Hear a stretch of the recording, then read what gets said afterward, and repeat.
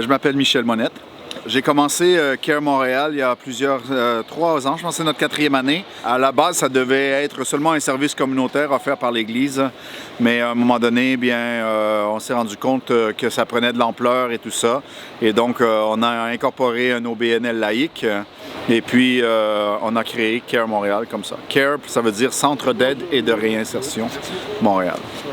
Est arrivé le COVID, les services se sont mis à se couper un peu partout, les centres d'accueil du centre-ville comme dans l'Est ont fermé. Le département de santé publique a coupé 50% des lits dans les refuges. Pourquoi?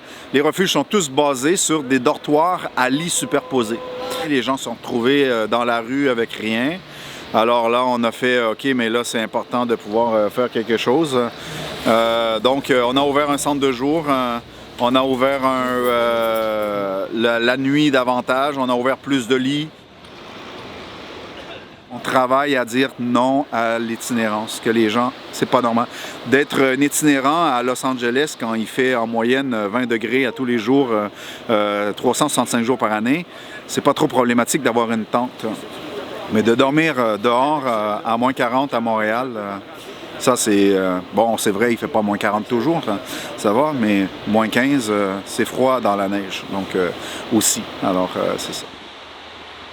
Il faut savoir là, que le campement Notre-Dame, c'est quelque chose qui s'est installé un peu fortuitement. C'était à la base, quand est arrivé le COVID, le problème avec le COVID, c'est que toutes les institutions ont fermé. Les restaurants, les centres commerciaux, le Québec s'est mis, le Canada, le monde entier s'est mis en shutdown.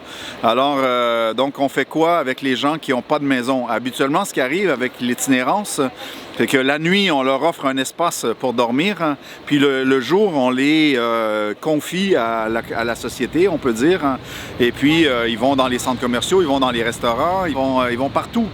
Mais là, les restaurants sont fermés, ils n'ont plus de place à manger, ils ne peuvent plus non plus faire l'aumône, ils ne peuvent plus quêter, parce qu'il n'y a plus personne qui donne d'argent, il n'y a personne dans les rues, il n'y a plus rien. Donc, comment on fait? Alors, la Ville a mis en place des centres de jour extérieurs un peu partout dans Montréal. Et puis, ça a fait qu'il y a eu un centre de jour au Parc des Eries qui s'est installé là. Et puis là, qu'est-ce qui se passe? Le Parc des Eries est à côté de la rue Notre-Dame avec l'espace qui est là et tout ça. Donc, si toi, tu es un sans-abri puis qu'il y a une cantine qui s'installe à côté d'un parc, tu vas faire quoi? Tu vas planter ta tente à côté de la cantine? C'est ça que tu vas faire.